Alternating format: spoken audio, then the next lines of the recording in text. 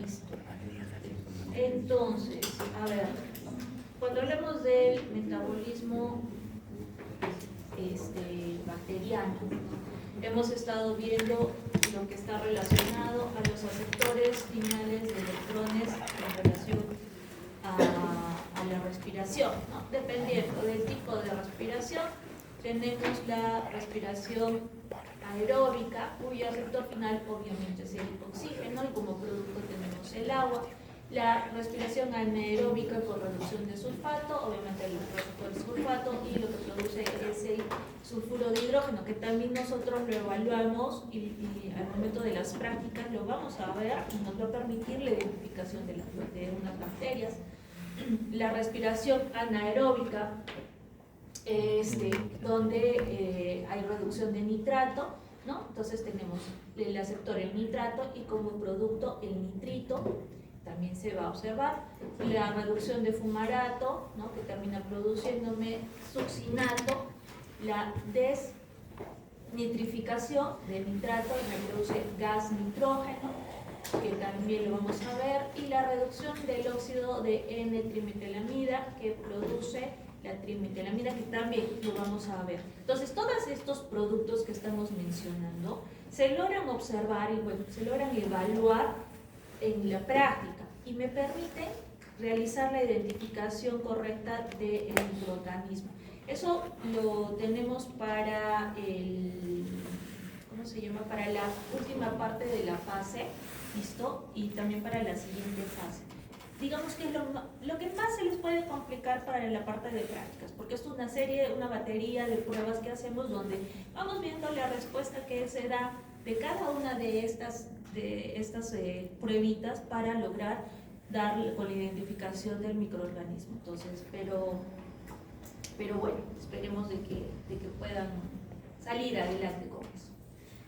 En el caso de los escudos enzimáticos que van a ir contra los derivados tóxicos del oxígeno, nosotros sabemos de que hay productos de oxígeno que van a ser letales para las bacterias. Entonces, estas bacterias aerobias lo que hacen es necesitar de enzimas específicas para convertir estos productos tóxicos en formas no tóxicas.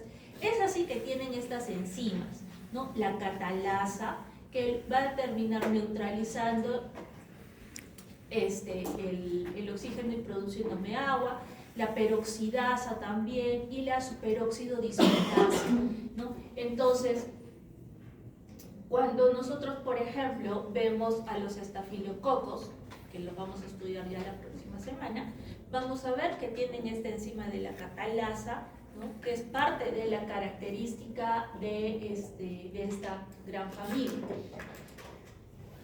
Las rutas metabólicas que van a utilizar, tenemos desde la vía láctica, con el ácido láctico, ahí tenemos la familia de los streptococos y los lactobacilos, ¿no? Que son esta gran familia de bacterias tan importantes para la mujer, porque gracias a ellos se controla el pH a nivel vaginal y controla por ende también la flora vaginal, ¿no? La propiónica con el ácido oxalacético, el ácido succínico, el ácido propiónico, ahí tenemos a los propionibacterium, la vía de butírica, ahí tenemos a Clostridium, que lo hemos hablado, ¿no? La alcohólica, que se convierte el acetaldehído en etanol y CO2, ahí intervienen las levaduras, ¿no? Por eso es de que las levaduras van a fermentar, los utilizamos, ¿no? Para preparar la cerveza, el pan, etc. La vía ácida mixta, como productos el ácido fórmico, el ácido acético, el etanol, el ácido succínico, ahí están las enterobacterias. La butilenglicólica, ahí está específicamente la enterobacteria. Todas estas vías que vemos de fermentación tienen un punto común de origen, que es el ácido pirítico. Listo. Entonces, eso es en cuanto a sus vías. ¿Qué va a pasar en relación a cómo es que se van a dividir, ¿no? Y hablamos de un ciclo de división celular a través de la fisión binaria. Entonces tengo una sola célula, una célula que está en reposo y que esta bacteria va a dividirse gracias a que está generando energía. Entonces, cuando hablamos de la fisión binaria, va a haber 5 pasos. Tenemos primero esta célula en reposo, luego se viene a dar la replicación del DNA, luego vamos a tener la división de la pared celular con la invaginación de la membrana citoplásmica, ¿no? El tabicamiento o la formación de este tabique que me va a separar en dos el DNA, y finalmente me separa la célula. Hay la separación de la célula dándome como origen 2 células hijas. Entonces todo este proceso, a diferencia por ejemplo de la mitosis que ya ustedes conocen, sabemos que es un proceso de tipo asexual y que produce clonas o clones que son genéticamente idénticas, excepto cuando hay mutaciones espontáneas. Como todo, ¿no es cierto? Cuando hay algún tipo de mutación, al momento de la reproducción obviamente no va a haber problema. ¿Listo? Y es la variable que nos va a determinar qué tan rápido va a crecer un cultivo. Porque ahora que ustedes han hecho las prácticas, ¿no? Y que han agarrado y han cultivado sus muestritas de su orofaringe, han sido un crecimiento que se ha producido en las siguientes 24 horas. ¿Listo? ¿Cómo es que se da ese crecimiento? ¿Por qué nosotros sabemos que a las 24 horas se va a dar esto? Justamente por este ciclo de división de fisión binaria. ¿Listo? Entonces, y esto nosotros lo vamos a ver más adelante cuando hablemos de la curva de crecimiento poblacional, ¿no? En el caso de, cuando hablemos fronteras ambientales para el crecimiento, sabemos que no todas las bacterias crecen bajo las mismas condiciones, ¿no es cierto? Hemos hablado que algunas son aerobias, otras son anaerobias, etcétera, etcétera. Entonces, o el tener en cuenta esta clasificación es indispensable porque nos va a permitir reconocer o saber cómo es que tengo que sembrar la bacteria, ¿no? En las prácticas a los chicos yo les explicaba de que cuando tengo una bacteria de tipo anaeróbica no la puedo someter a condiciones de oxígeno porque se va a morir. Entonces para eso nosotros tenemos digamos un espacio especial donde es exclusivo para el crecimiento de estas bacterias. Es más, también hablamos de la temperatura, ¿no?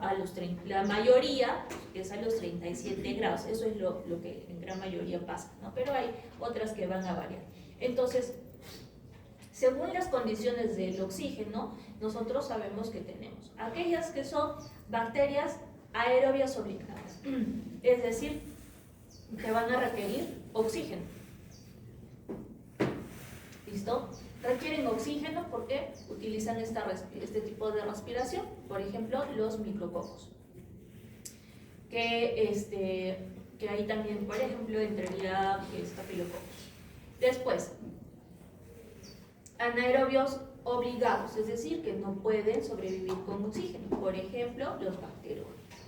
Las anaerobias facultativas son aquellos que crecen mejor con el oxígeno, pero pueden sobrevivir sin él, no se hacen tantas bolas. ¿Listo? Por ejemplo, el E. coli, que es un bacilo gram negativo, pertenece a la familia de las enterobacterias. Los microaerofílicos, es decir, que van a requerir un porcentaje muy pequeño de oxígeno, máximo hasta un 10%. Por ejemplo, el famoso Helicobacter pylori, ¿no? Ese bichito que ayer estaba hablando el doctor y que a la gran mayoría de ustedes seguro que lo tienen y que es el causante de su gastritis. Los anaerobias aerotolerantes son indiferentes al oxígeno, les da igual, ¿no? Por ejemplo, Streptococcus pyogenes. ¿Listo? A esto también le sumamos la temperatura. La mayoría de los patógenos, en el caso que son patógenos para el ser humano, van a ser mesófilos, es decir, toleran temperaturas entre los 25 y los 45 grados.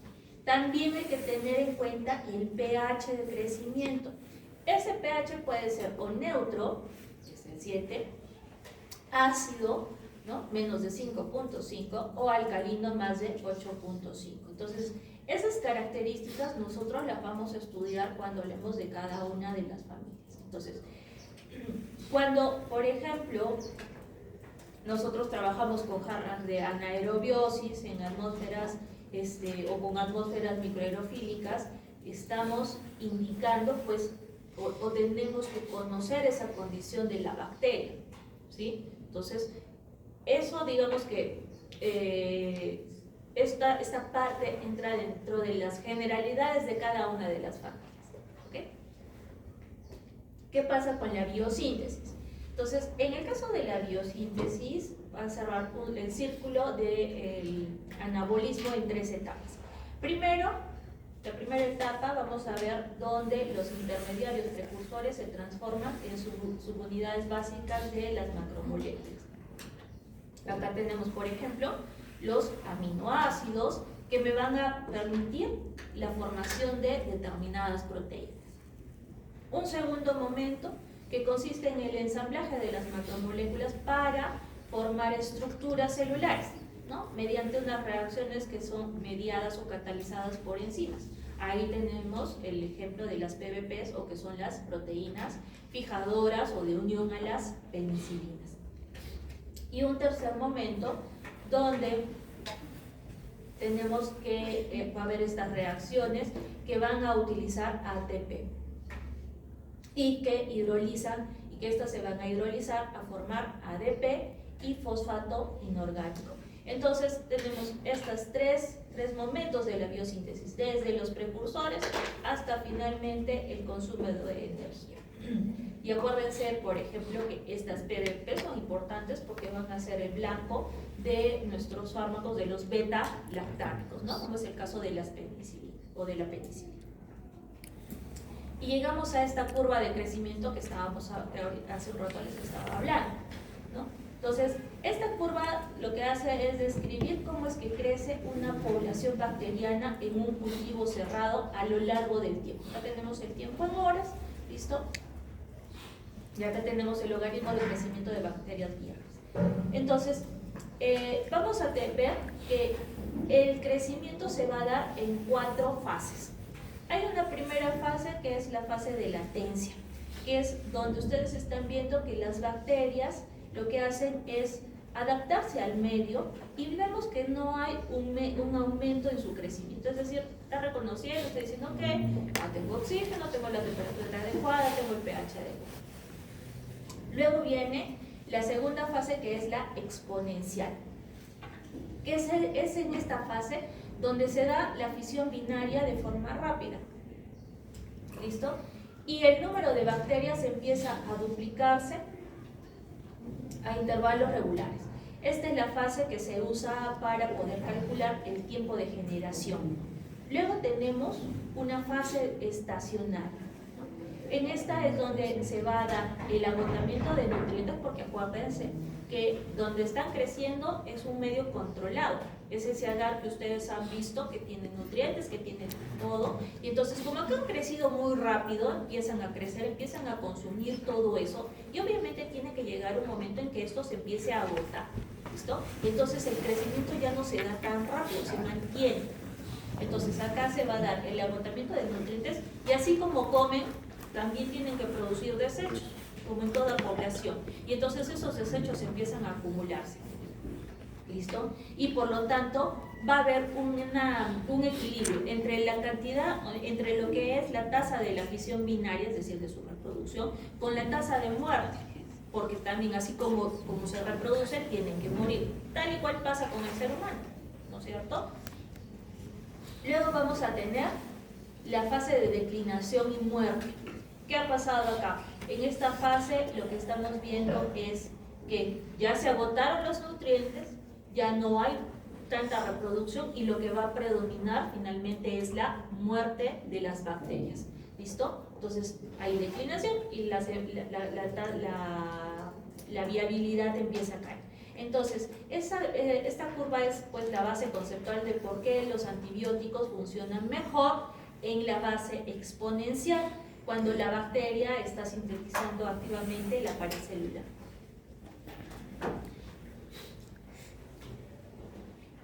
En cuanto a la reconstrucción del entorno vital en el laboratorio, ¿qué es lo que vamos a ver?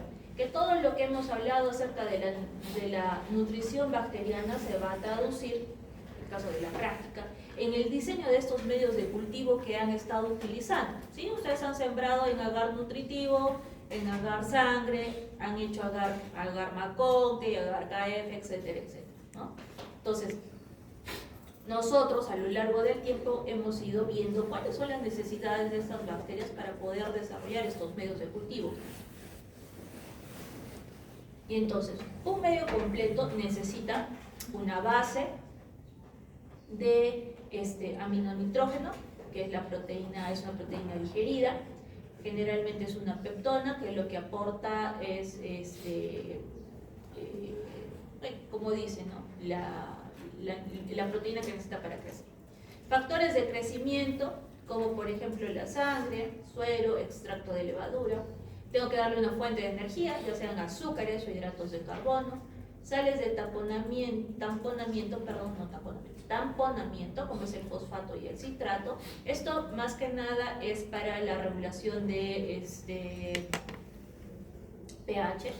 Sales minerales como el calcio, el magnesio y el hierro. Agentes selectivos como ciertas sustancias químicas, colorantes o inclusive antimicrobianos, ¿no? Porque hemos hablado de que hay ciertos medios que son exclusivos para unas bacterias, por lo tanto tengo que dar antimicrobianos para inhibir el crecimiento de otras. Indicadores como el rojo de fenol. Indicadores significa indicadores de pH, es decir, que frente al cambio de pH que va a ocasionar la bacteria, eso me va a producir un color. Y yo voy a saber que hacer esa reacción porque me está dando un color. Y agentes gelificantes, para el caso de los medios sólidos, que es el agar, ¿no? Esa gelatinita que ustedes han preparado. Algunos bien, algunos mal, ¿no? Listo. Ahora vamos a ver los mecanismos de daño de los organismos patógenos. Entonces, vamos a estar viendo cuál es la acción patógena, que es, digamos, una de las cosas más importantes, ¿no? Cuando hablamos de una acción patógena, al conjunto de propiedades que permiten a los microorganismos causarme una enfermedad en el huésped. Entonces, esto lo podemos ver en cuatro capacidades que tiene. Primero, la capacidad de infección. ¿Qué quiere decir? Que tiene esta bacteria la habilidad de poderse adherir, penetrar y de tal modo sobrevivir al medio dentro del huésped, ¿no? Entonces, si adhiere, ingresa y sobrevive dentro de ustedes, ¿no? Es la primera vez, por ejemplo, cuando ustedes entran en contacto con algún microorganismo, lo primero que va a hacer ese microorganismo es pegarse como chicle, ¿no? Como el tóxico o la tóxica, se pega como chicle. Luego tenemos una segunda capacidad, que es la de establecimiento. ¿En qué consiste? Ya entró y entonces su capacidad consiste en colonizar. Dice, esto es mío, lo reclamo en nombre de... Y ahí ponen el nombre del tóxico, ¿no? Coloniza y mantiene un sitio específico, y se mantiene, mejor dicho, en un sitio específico del huésped, evitando o evadiendo las defensas del... Luego tenemos una tercera capacidad, que es la capacidad de multiplicarse, es decir, lo que hemos visto hace un momento, ¿no? La capacidad de reproducirse y aumentar su número en el tejido del huésped. Y finalmente tenemos la capacidad de invasión, es decir, que no solamente se va a quedar en el sitio por donde ingresó, sino que también va a ir muchísimo más allá, es decir, se va a diseminar hacia otros tejidos u órganos, que muchas veces esto lo puede hacer, ¿por qué? ¿Cómo se puede diseminar una bacteria? ¿Por qué vías? Ideas. Te paso descanso mi voz un rato. Ya. Apellido Alcos. Pasa anotando, por favor. ¿Quién más? Por la propia sangre. ¿Sería vía? Sanguíneo. Apellido González. Discriminación linfática. Ya dijeron linfática. Sí. Por la vía nerviosa, a través de los nervios. Ya. Apellido Carpio. Por superficies mucosas como las del No. Discriminación local. piel a piel. ¿Piel a piel? Exacto. Disminución de tejidos localmente. Eso no puede, ¿cómo sería? O sea, cercanos como. Ya, estás caliente, a ver. ¿Cómo es?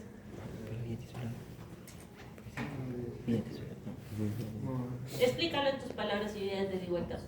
En vez de como este patógeno es infección, está en parte y para defenderlo, se pide ayuda a lo más cercano, al algo local, que no, o sea, bueno, a lo más cercano para algo así, Ya, apellido.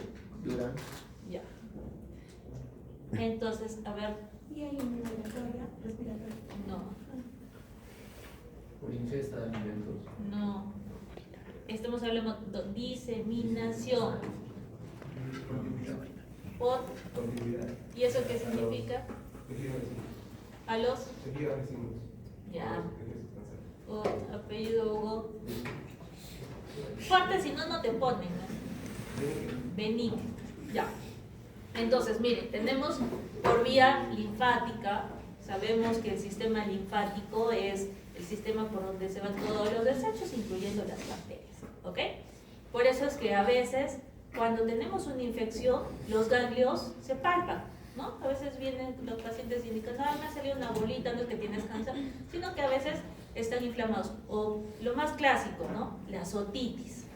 Tienen los pequeños una otitis, yo reviso palpo la cadena ganglionar y ahí tienen su grupo. Luego por vía hematógena, por vía sanguínea.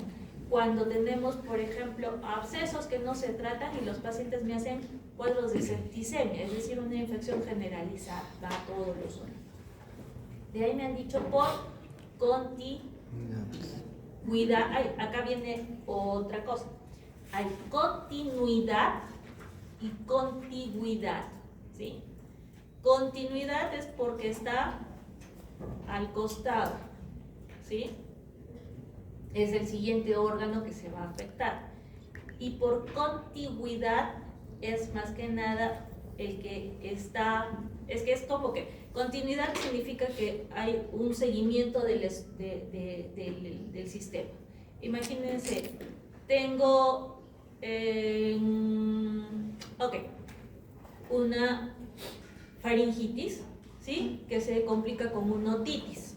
¿Por qué razón? ¿Quién conecta eso? Trompa de Dios, ¿no? ¿Quién? Habla, mellizo bueno.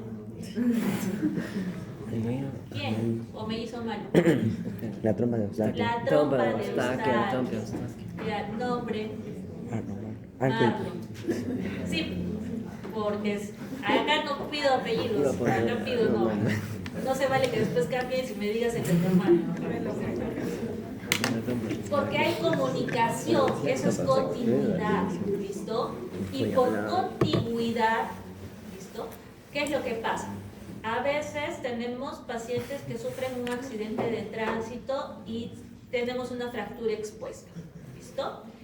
Entonces, pueden realizar o puede haber un absceso en músculo, pero termina complicándose con una osteomielitis, es decir, la infección alcanzó el hueso.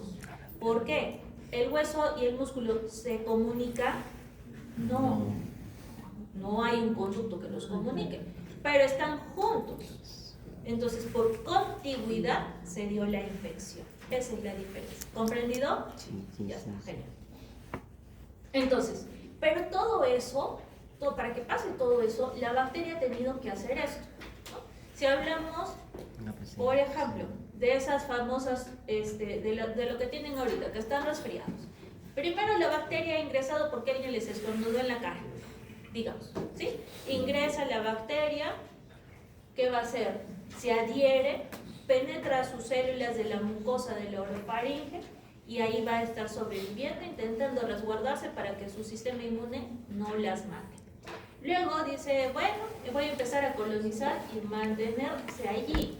Y entonces empiezan esas molestias, ¿no? Esa comezón que sienten al inicio de la enfermedad, que la garganta está un poquito roja. y se empieza a replicar y aumentar el número de tejido, a aumentar su número en el tejido. Eso es cuando, por ejemplo, veo las amígdalas todas grandes, llenas de pus, porque obviamente la bacteria se replica y así como que se replica también mi sistema inmune empieza a actuar más, ¿no? Y entonces por eso es que hay mucho dolor, la garganta duele como no pueden ni hablar, empiezan a hacer fiebre, etc. Y si esto no se controla, pues va a diseminarse. ¿Cómo? Va a llegar a molestarme de repente el oído, ¿no? O de repente se va a complicar con un cuadro a nivel del pulmón. Y así tenemos ya una patología más compleja. Listo. En el caso de los elementos bacterianos que dificultan la fagocitosis. Entonces, ahorita lo que les acabo de decir. Existe un sistema inmune que está encargado de protegernos, ¿correcto? Pero la bacteria también tiene sus mecanismos para defenderse de esto. Y así tenemos, por ejemplo, la presencia de las cápsulas, ¿no? Y la sustancia mucosa. ¿Con qué teñimos cápsula? Gis. Con tinción de gis. ¿Apellido? Tita Mejía. Listo. Entonces, vamos a ver que tenemos la cápsula, que son llamadas también antígeno. En algunas bacterias, cuando las vayamos a estudiar más a detalle, vamos a encontrar el antígeno K o el antígeno B. Eso hace referencia a la cápsula de esa bacteria. Componentes de la pared celular, ahí tenemos la proteína M, el antígeno O, que lo hemos visto en ¿quiénes? En los lipopolisacáridos De los de los gram negativos. Muy bien. No eres Marlon, eres... ¿Qué?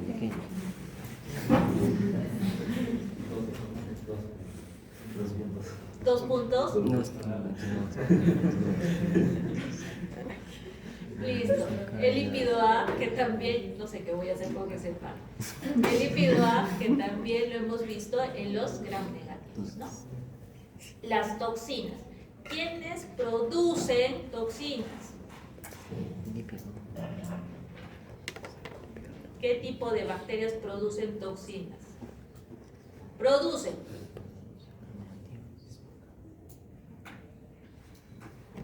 O secretan. ¿Quiénes secretan? ¿Qué bacterias secretan?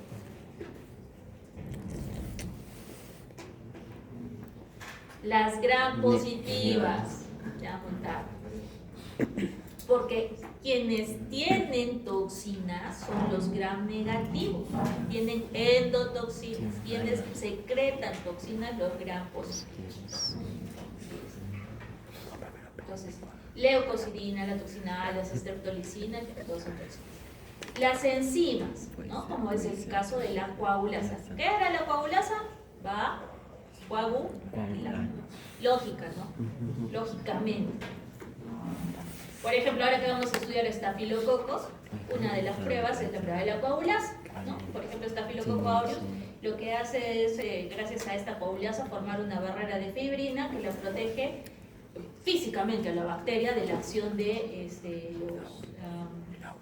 los anticuerpos. Entonces, ¿cuáles son las enzimas bacterianas que favorecen la invasión tisular? Tenemos las hialuronidasas, que lo que hacen es degradar el ácido hialurónico del tejido, facilitando la diseminación de la bacteria. Colagenasas, que van a degradar colágeno. Las coagulasas coagulan el fibrinógeno y van a formar una barrera que protege a las bacterias de la fagocitosis. Las lipasas, obviamente, degradan los lípidos de las membranas celulares, porque acuérdense que son membranas lipídicas, ¿no? Las elastasas degradan la elastina del tejido conectivo. Las quinasas degradan la fibronectina y otras proteínas también en el tejido conectivo. Las glicosidasas que hidrolizan los enlaces glucosídicos de los glucoconjugados de la matriz extracelular.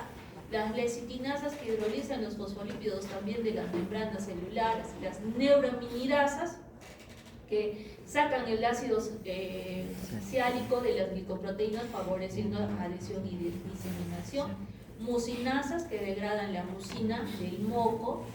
Las proteasas que degradan las proteínas y tanto naturales, como de aquellos que están constituyendo el sistema inmune. Las uriasas, que son aquellas que hidrolizan la urea, produciendo amoníaco, lo cual también facilita el daño tisular. Entonces, tienen todas estas enzimas. Y eso, bueno, no es que todas las bacterias tengan todas, ¿no? Dependiendo de la bacteria, vamos a ver cuál es el tipo de enzima que va a tener. En el caso de los mecanismos de difusión de bacterias, lo que les estaba diciendo, ¿no? Por contigüidad, por vía linfática, a eso me faltaba, ¿no? Por vía hepática, ¿no? Donde hay un transporte por la circulación portal hacia el hígado. La vía nerviosa, que también me la mencionaron, porque lo que utiliza la bacteria es avanzar a través de la vaina nerviosa o a través de los nervios, ¿no? Por ejemplo, lo que pasa con la rabia, ¿sí? El virus de la rabia, bueno, esto en el caso del virus, ¿no? Pero también hay bacterias como, bueno, meningococo no, pero sí tenemos esta vía. Por continuidad, lo que estábamos viendo, ¿no? La propagación a través de tejidos adyacentes sin necesidad de alcanzar la vía vascular o la vía linfática. En el caso de los procesos o las etapas del proceso infeccioso y de virulencia, esto lo que están viendo es simplemente la integración de todo lo que hemos estado hablando anteriormente. Vamos a encontrar, lo primero que ocurre es la adherencia, gracias a que tienen fibras y adhesinas. Luego viene la penetración utilizando enzimas histolíticas, es decir, aquellas enzimas que favorecen la apertura de los tejidos, ¿no? Degradando las proteínas, el ácido hialurónico, etcétera, etcétera. Una vez que han ingresado, se empieza a dar la diseminación.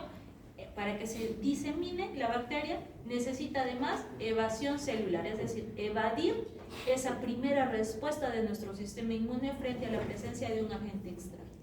Luego viene la adaptación y la evasión, es decir, se adapta al medio y sigue evadiendo, es decir, hay una defensa del huésped. Y esta adaptación y evasión lo hace mediante la presencia o su diseño con cápsulas de las IgA proteasas, entre otros.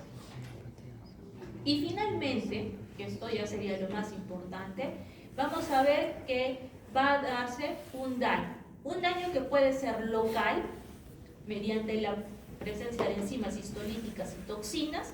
Estas van a actuar en el sitio. O puede ser también un daño sistémico, donde las toxinas actúan a distancia, no se queda solamente ahí, sino que va mucho más allá. Entonces, acá hay que ver cómo es que se está organizando todos estos pasos. Tenemos estos primeros pasos que son su capacidad de colonización y de invasión, y finalmente termina en su capacidad de producir daño. Entonces, una bacteria, por ejemplo, puede ser excelente colonizando, pero puede ser poco tóxica, ¿sí?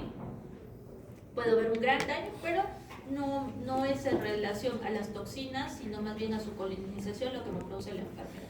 O puede pasar lo otro, no coloniza o no crece mucho, pero sus toxinas son altamente tóxicas. Y esas a veces son las de peor desarrollo clínico. Entonces, así entramos a ver a las adhesinas, ¿no? Que son estas herramientas de anclaje celular. Vemos los pilis o fibrias, que son de naturaleza proteica, que vamos a tener las adhesinas filamentosas, por ejemplo, en la E. coli, la Neisseria gonorrhoeae con los pilis tipo 4, la salmonella, el Vibrio cholerae. Hay adhesinas que no son fibrias, ¿no? Que no son como estos pelitos, que también son proteínas, y ahí tenemos, por ejemplo, a Yersinia, a Bordetella pertussis con la pertactina, Mycoplasma pneumoniae, el Streptococcus. Y tenemos finalmente el glicocálix. El glicocálix más bien no es una proteína, sino que es un polisacárido. Ahí tenemos al Streptococcus mutans, Streptococcus epidermidis, que van a formar biofilms.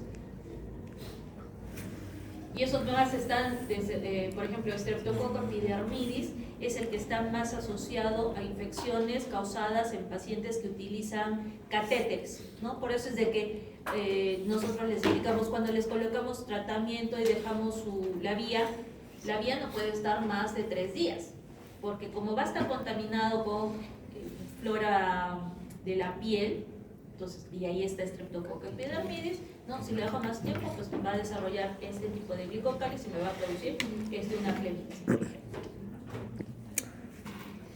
Acá tenemos lo que sería la diferencia entre lo que les estaba diciendo, las exotoxinas y las endotoxinas. Las exotoxinas son de naturaleza proteínica, tienen alta toxicidad, una acción específica, son termolábiles, es decir, las puedo destruir con el calor.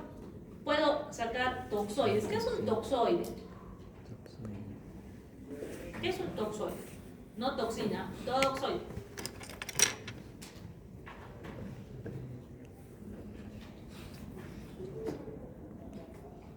Toxinas modificadas para no ser tóxicas. ¿Y qué es un?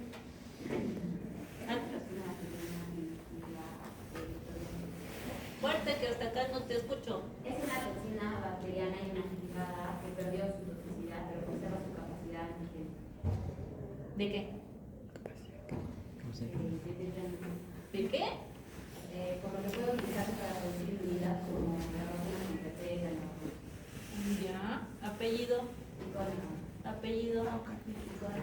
Ticona. Que tiene que escuchar acá es la. Ticona. Ya escuchó ticona. Y Paula.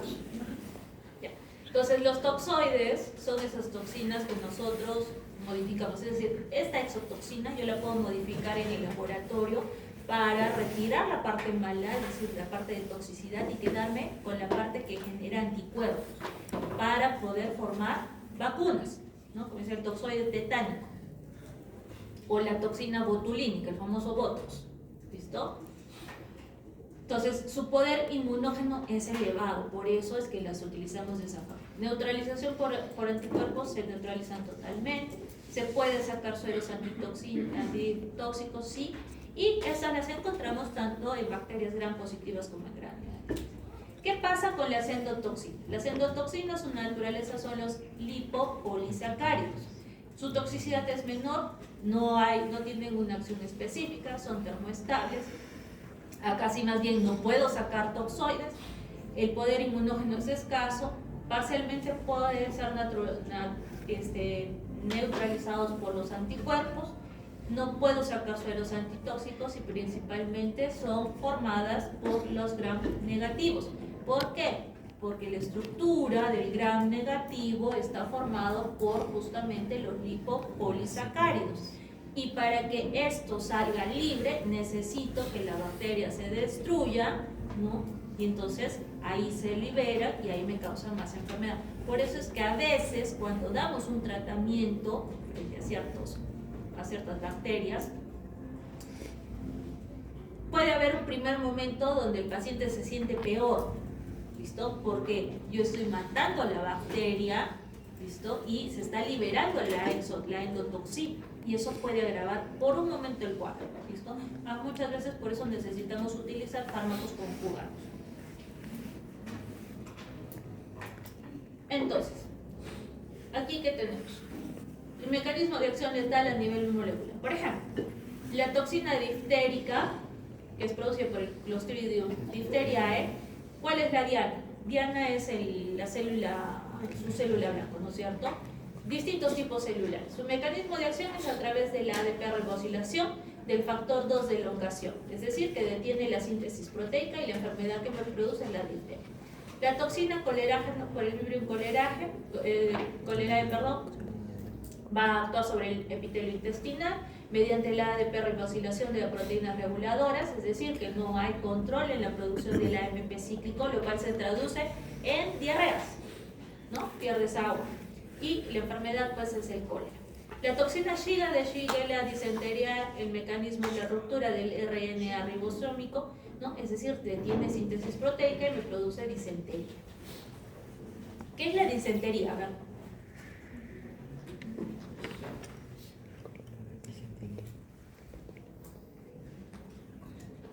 ¿Qué significa disentería? Diarrea con Sangre. con sangre y moco. ¿Listo? La toxina tetánica por Clostridium tetani la afecta a las neuronas. Su mecanismo es la actividad proteolítica, afecta el control de transmisión nerviosa y me produce el tétanos, que se caracteriza por parálisis espástica.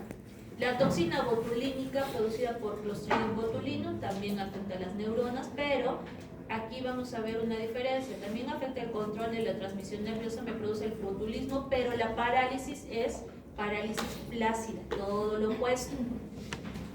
La toxina lecitinasa por Clostridium perfringens, el mecanismo es una fosfolipasa que mata a los fagocitos, me causa daño tisular y me produce una gangrena gaseosa. La toxina del shock tóxico por Staphylococcus aureus, la diana son las células T y los macrófagos, produce gran cantidad de citoquinas y el cuadro clínico es el síndrome de shock tóxico, ¿no? Entonces ahí tienen un resumen de las exotoxinas y lo que estas van a producir. ¿Cuáles son las tres formas de contribuir a la producción de toxinas? De contribuir a la producción de enfermedad de las exotoxinas. Exotoxinas, que significa externas, ¿no es cierto? ¿Qué puede ser? Ingestión de la exotoxina preformada, es decir, cuando se van a comer su hamburguesa donde la tía veneno, ¿no? Y les pone harto veneno, ¿qué es lo que están comiendo? La exotoxina, ¿no?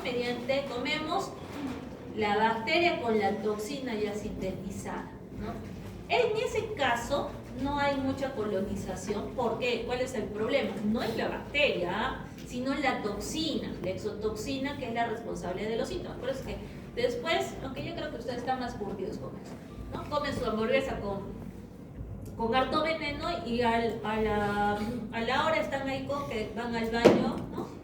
Y se quedan ahí 10 horas ahí en el baño y salen todos deshidratados, ¿no? Porque han tenido sus diarreitas. Y así como pasó, también se va. La colonización de heridas o mucosas seguida por la producción de exotoxina. Es una bacteria que ingresó, colonizó, produce la exotoxina en el lugar donde colonizó y esta toxina actúa localmente, ¿no? Y luego de que haya actuado localmente, agarra un vasito sanguíneo y pasa al sistema.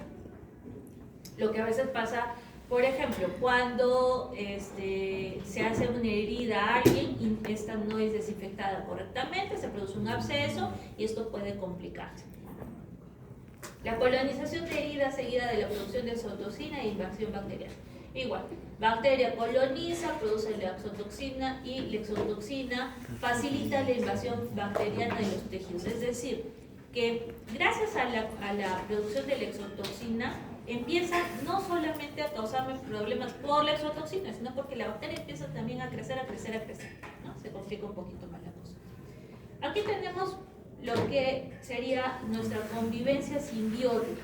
Acuérdense, cuando hablamos de las bacterias, no debemos considerar siempre que todas las bacterias son malas, ¿listo? Inclusive, aquellas bacterias que en algún momento nos pueden producir enfermedad, son por sí parte de nuestra flora bacteriana, ¿no? Por ejemplo, a nivel de la orofaringe, y ustedes lo han visto cuando han hecho su tinción de Gram, ¿no? Hay presencia de Gram positivos como Streptococcus, Corynebacterium, bacterias Gram negativas como la Bramela, Haemophilus. También tienen hongos, también tienen virus, eso es normal, ¿no? La cándida, el herpes, etc. En la piel, ¿qué tienen? Tienen estafilococos, tienen propionobacterium, tienen enterobacterios, tienen cándida. En el intestino, que es, ahora hablamos tanto de la flora bacteriana, que es importante para regular nuestro estado de salud. Ahí tenemos enterococos, tenemos Clostridium, enterobacterias, bacterioides, pseudomonas, cándida, enterovirus, rotavirus. En la vagina, para las mujeres, que esto es bastante importante porque si no tengo, sobre todo esto, los lactobacillus, me veo como que indefensa y voy a tener estas infecciones vaginales que a veces presentan las mujeres con esa secreción, digamos, media purulenta. Y eso es gracias a los lactobacillus, los estreptococos, los bacteroides, inclusive la cándida que me causa enfermedad, la candidiasis vaginal. La cándida es parte de la flora normal, tiene que estar allí, pero es una cantidad controlada, ¿no? Entonces, todo esto, pese a que van a ser bacterias que las vamos a estudiar, como patógenos, son también mecanismos de defensa, tienen que estar presentes, si no me van a causar muchos problemas. Entonces, aquí tenemos del requerimiento químico al impacto sistémico. Vamos a ver cómo es que se integran todas estas partes, ¿no? Tenemos una primera fase que es el motor, el metabolismo, donde la maquinaria enzimática, las vías catabólicas definen qué nutrientes y aceptores de electrones va a utilizar esta bacteria. Luego vamos a ver el terreno, es decir, la proliferación, todas las capacidades bioquímicas que limitan exactamente dónde o en qué ambiente físico pueden crecer estas células, estas bacterias, ¿no? El pH, el oxígeno, la temperatura, etc. Y el resultado, que es lo que se va a dar en el huésped, donde la bacteria se va a adaptar primero pasivamente. Ese es, cuando se adapta al medio, ahí estamos hablando de la flora normal, ¿listo? O cuando empieza ya a causarme problemas, a desplegar sus armas, como son las exotoxinas, para extraer los nutrientes, y termina desencadenándome una enfermedad, ¿no? Entonces, para que una persona se enferme, sabemos que es una consecuencia directa de las estrictas estrategias metabólicas de supervivencia que tienen estos microorganismos. Muy bien, respiren, vamos con la siguiente. Hasta acá, ¿han comprendido? ¿No? Por lo menos un 10%. Ya llegarán a la casa a esconder.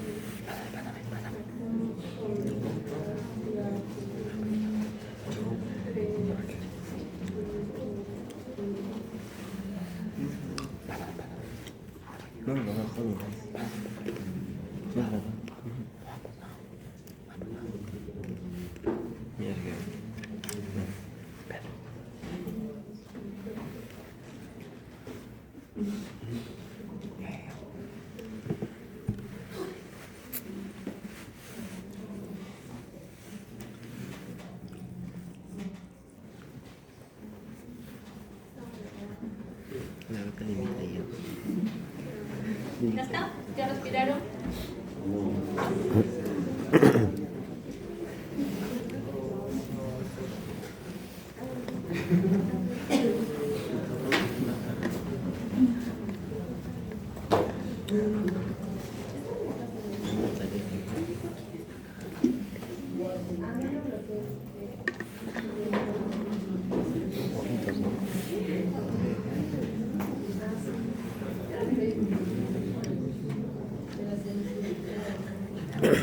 Mira tú.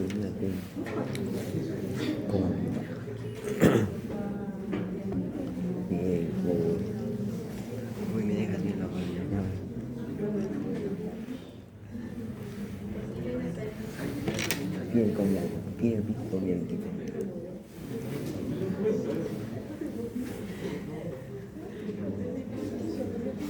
Siempre piel blanquita.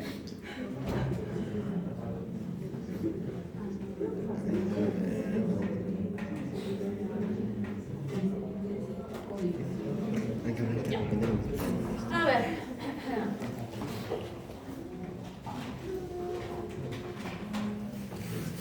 Entonces ahora vamos a hablar más a detalle de lo que son los antimicrobianos y el control.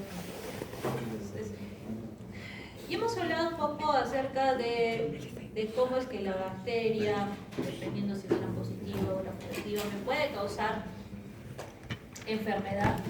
Y ahora vamos a ver cómo es que nosotros nos podemos defender de ello. ¿Listo? Entonces, vamos a empezar por tener ciertos conceptos claros en relación al control microbiano, donde lo que vamos a estar viendo acá en el cuadrito es el nivel de letalidad que tiene, ¿sí?, en relación a lo que va a matar, ¿no?, estos agentes. Entonces, cuando aplicamos nosotros un agente, por ejemplo, de máxima letalidad hacia un objeto inanimado, porque no todas las sustancias las podemos aplicar sobre todo, específicamente cuando hablamos de tejidos vivos, ¿no? Por ejemplo, ¿qué pasa si yo les aplico a ustedes cloro sobre su pielcita? Quema, ¿no es cierto? Por ende, el cloro no puede ser aplicado sobre tejidos vivos, sino sobre tejidos inertes. ¿Listo? Entonces, lo que nosotros buscamos es que haya desde una simple reducción de la carga microbiana hasta la erradicación completa de los microorganismos. ¿Listo? Y hablando de todos los microorganismos. Entonces, cuando aplicamos un agente de máxima letalidad sobre un agente inanimado, estamos hablando de un proceso de esterilización, agentes esterilizantes, que me va a matar todo, incluyendo las esporas. Muy bien. Luego tenemos, cuando buscamos reducir la carga microbiana sobre tejidos vivos, hablamos de antisepsia.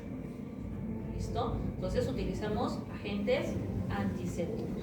Cuando buscamos reducir la carga microbiana sobre objetos inanimados, hablamos de un proceso de desinfección. Y acá tienen que ver que en esta parte, en este cuadro, ¿no?, que está marcado como incompatible, no podemos, significa que no podemos aplicar agentes de erradicación total, como podría ser el calor o el óxido de etileno, directamente sobre los tejidos vivos. ¿Por qué? Porque eso me va a causar la muerte tisular, la muerte del tejido del paciente. ¿Listo? Entonces, la esterilización, o sea, el desaparecer las esporas, o todos los microorganismos, inclusive las esporas, solo se pueden hacer sobre objetos inertes. Es, por ejemplo, cuando nosotros hacemos la esterilización de las áreas de cirugía, ¿no?, de las salas de operación, prendemos las luces halógenas. Pero cuando no hay nadie, porque si no, ¿qué va a pasar? Puedo transformar las células y desarrollar una mutación y que esta persona pueda producir un cáncer, ¿no? Entonces, por eso es que la esterilización no podemos aplicarla sobre objetos. Lo máximo que yo puedo llegar es hacer antisepsia, ¿no? Y desinfección es lo mismo, pero en agentes o sobre superficies inanimadas. Listo. Entonces, aquí es importante que puedan tener los conceptos claros de cada uno de estos procesos, ¿no? Entonces, la intervención, como indica, se define por la naturaleza de la superficie y por el nivel de letalidad que yo quiero alcanzar. A ver, esto de acá, que a veces tienen un poco de confusión entre lo que es asepsia y antisepsia, ¿no? Entonces, esto hay que tenerlo bien claro, ya que hay diferencia entre ambas. En el caso de la asepsia, ¿a qué se refiere? La asepsia es un estado en el cual hay una ausencia de microorganismos patógenos, ¿no? Y entonces cuando nosotros la llevamos a la práctica, significa todos aquellos procedimientos o protocolos preventivos que están diseñados para evitar la contaminación. Por ejemplo, el uso de guantes, lavado de manos, lavar barreras estériles, es la prevención. ¿Okay? En el caso de la antisepsia, eso más bien es la acción, es decir, aquella aplicación directa de sustancias químicas, los antisépticos, sobre tejidos vivos como la piel, las mucosas, para inhibir o destruir el crecimiento microbiano. Entonces, la antisepsia es en esencia la intervención que nosotros hacemos, ¿no? Entonces, por eso es importante, o generalmente ambas van a ir de la mano. Desde el hecho que yo desinfecto una herida, ¿listo? Pero para desinfectarla yo primero me voy a calzar los guantes, me pongo el barbijo, me pongo el mandilón estéril, abro mis campos estériles, utilizo las pinzas, todo eso que esté estéril, empiezo a desinfectar, ¿no? A hacer antisepsia a mi paciente. Entonces es todo un protocolo donde ambas técnicas o ambos conceptos siempre van a ir de la mano. Luego tenemos los agentes esterilizantes. A ver, por ejemplo, en el laboratorio ahora que han hecho prácticas, ¿qué agente esterilizante hemos utilizado? El mechero, la autoclave, ¿no es cierto? Apellido Alcosa. Entonces, la autoclave, la estufa no, la estufa es donde han estado calentitos los bichitos para crecer. Autoclave. No se confundan con los hornos de esterilización, que también hay. El autoclave, ¿no? Entonces, tenemos el flameado o la incineración, ¿no? Eso es el calor directo. El horno Pasteur, que es lo que han estado hablando, donde utiliza calor seco, llegando hasta 180 grados. El calor húmedo, el autoclave, ¿no? Que era esta especie de olla a presión que utiliza el agua y la presión que se genera. La tintalización, que es la esterilización fraccionada o intermitente al vapor, es decir, la presión sube y baja, ¿listo? La luz ultravioleta, lo que les estaba hablando hace un momento, con la radiación ionizante. La filtración también, que es la retención mecánica de las membranas de los microporos. Agentes químicos también tenemos, como que son desinfectantes de alto nivel y gases esterilizantes. Es decir, por ejemplo, para hacer las endoscopías, esos tubos, no es que haya uno por cada paciente, yo tengo que esterilizarlo, pero no puedo utilizar nada de esto porque si no se va a malograr el endoscopio, ¿no? Entonces, tengo agentes químicos, por ejemplo, el óxido de etileno, que es un gas alquilante para instrumental médico, plástico o delicado que no tolere el calor, lo que está mencionando. El formol, ¿sí? Que eso me mantiene joven aunque pasen los años, ¿no? Es un agente que permite no solo utilizarlo en el caso, bueno, en mi caso, ¿no? En la patología para mantener un tejido en un estado, sino que también permite inactivar proteínas, ácidos nucleicos, ¿no? Luego tenemos el glutaraldehído, que es un esterilizante químico que viene en una solución y que es muy usado en la desinfección también de los endoscopios. El amonio cuaternario, que inclusive de repente ustedes lo han utilizado en la época del COVID, que también lo vendían bastante, ¿no? Para hacer la desinfección de los suelos sin que haya mayor daño, porque es un inactivador de la membrana celular y un surfactante cardíaco. Entonces, tenemos varias opciones para esterilizar. Obviamente ninguna de estas las voy a aplicar sobre ustedes, ¿no es cierto? Listo. Y luego hay otros procesos, como es el caso de ¿lo han escuchado? Y seguro que sí, la pasteurización. ¿En qué consiste la pasteurización? La eliminación de microorganismos. Sí, ¿no? Sí. ¿Qué pasteurizamos? La leche. ¿No es cierto? descubrió la pasteurización? Luis Pasteur. Obviamente. Ya está. Entonces, ese proceso de pasteurización es un método físico de desinfección térmico, ¿no? Donde va a haber un tratamiento térmico moderado que está diseñado para reduzco la carga microbiana patógena, pero en líquidos que son termosensibles sin que alteren las propiedades ni logro una esterilización. Antes, ¿cómo se consumía la leche? Ya en su caso yo ni les digo a sus abuelos, deben ser sus bisabuelos, que consumían la leche directo de la vaca, ¿no? Más el lechero sacaba calentita la leche, ¿no? Y eso les gustaba, no sé, como a mi abuelita le gustaba eso. Pero cuando llegaba a la casa para servir, ¿qué hacía? Se hacía hervir la leche, ¿no es cierto?, para poderla consumir. Ese es un proceso de pasteurización. Actualmente, obviamente, esto las grandes empresas, ¿no?, lo hacen para poder lograr disminuir la carga bacteriana. No están eliminando por completo las bacterias. ¿Listo? Entonces, aquí vamos a ver los compuestos inorgánicos, donde vamos a encontrar nitrato de plata con derivados de mercurio, por ejemplo, antisépticos de tipo metálico. ¿Han escuchado hablar del nitrato de plata para quemar lo que son las verrugas? Que también se utiliza, ¿no? Agua oxigenada, eso sí, recontra que lo utilizan, ¿no?, que me produce una pérdida de hidrógeno con liberación de oxígeno. El permanganato de potasio, que es un agente oxidante tóxico. Derivados de cloro, ¿no?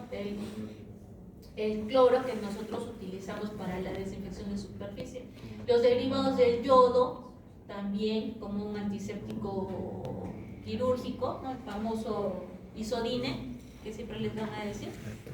Compuestos orgánicos que están constituidos principalmente por alcoholes y surfactantes, el famoso alcohol, ¿no? Alcohol ya sea líquido o alcohol en gel, que ya saben cuál es mejor. El de no el que van a tomar hoy día, ese no. ¿De cuántos grados? 70, 96. ¿Cierto? Porque es el que se mantiene mayor tiempo en la superficie. Listo. Los fenoles y derivados que me producen la destrucción de la membrana celular. La clorexilina. ¿Qué es la clorexilina? ¿Dónde utilizamos clorexilina?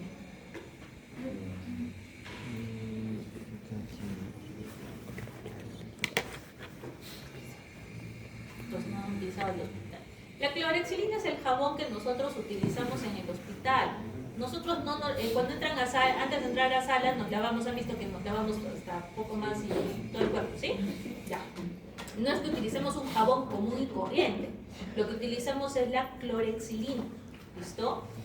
Y además es muy bueno, es un truco que en algún momento me enseñaron, lavar las heridas contaminadas con clorexilina, eso en un ratito cura. ¿Listo? Luego tenemos detergentes aniónicos para la limpieza y la acción tensioactiva y detergentes catiónicos también, como el amonio cuaternario que ya hemos hablado anteriormente. Entonces, a veces hay que tener mucho cuidado. Por ejemplo, la clorexilina nosotros la utilizamos bastante, no, pero como es un desinfectante que utilizamos por mucho tiempo, puede producir cierta irritación en la piel, ¿no? Pero en sí son excelentes. Entonces, vamos un poquito hacia la historia. Ahora lo que vamos a ver es qué pasó con los antimicrobianos. ¿Cómo es que llegamos a descubrir esto? Entonces, sabemos que los antimicrobianos propiamente dicho, es decir, aquellos que utilizamos de forma sistémica contra las infecciones, los conocemos desde 1928, cuando Alexander Fleming descubre accidentalmente, porque fue un accidente, no lo quiso hacer, la penicilina, ¿no? La famosa penicilina que la utilizamos hasta hoy. Esta penicilina es producida por un hongo que se llama penicillium, que lo tenemos también en el laboratorio y que ustedes también lo van a utilizar, pero es un penicillium diferente. ¿Qué es lo que pasó, no? Observó Fleming que un cultivo de estafilococos que estaba contaminados con este hongo empezaba a mostrar un halo de inhibición. Ya ustedes saben lo que hablan, ¿no es cierto? Porque han visto los antibiógrafos, ¿sí? Entonces, vio de que se estaba inhibiendo el crecimiento bacteriano alrededor de esta colonia de honguitos. Entonces, ahí se inició pues esta era de lo que llamamos la quimioterapia antimicrobiana moderna y se dio pues toda una transformación en cuanto al tratamiento de enfermedades infecciosas graves, ¿no? Y a partir de eso hubo ya un cambio radical en cuanto a nuestras tasas de mortalidad, ¿no? Porque antes hasta un resfrío los mataba, ahora ya no, ¿listo? Entonces, en cuanto a los conceptos más importantes, hay que ver 3 términos que a menudo nosotros los utilizamos como sinónimos, pero que realmente no lo son, ¿no? Lo que es un antibiótico, que son aquellas sustancias que son producidas por microorganismos, ya sean hongos o bacterias, que suprimen o matan a otros microbios. Entonces, miren hasta dónde hemos llegado, ¿no? Hasta el hecho de estudiar también a estos microorganismos, que los utilizamos inclusive a nuestro favor, ¿no? Luego tenemos los quimioterápicos, que son agentes que son sintetizados en el laboratorio mediante una serie de procesos químicos con actividad antimicrobiana selectiva, es decir, específica frente a un microorganismo. Y finalmente, el término antimicrobiano, que es un término muy general donde están integrados agentes naturales, agentes sintéticos y agentes semisintéticos que actúan frente a estos microorganismos. Entonces, cuando nosotros en la industria estamos trabajando para formular un antimicrobiano, tenemos que tomar en cuenta características ideales que tenemos que alcanzar. ¿Cuáles son estas características? Primero, una acción antimicrobiana específica. Eso es lo ideal, porque mi intención no es que dé un antimicrobiano que me arrase con todo, ¿sí? Imagínense, si yo quiero matar al Staphylococcus aureus, pues no necesito que me arrase con toda la flora bacteriana que tengo. Tiene que ir en contra de esa bacteria. Eso es lo ideal, ¿no? Entonces tiene que haber eficacia bactericida o bacteriostática dirigida contra un patógeno. ¿Qué es bacteriostático?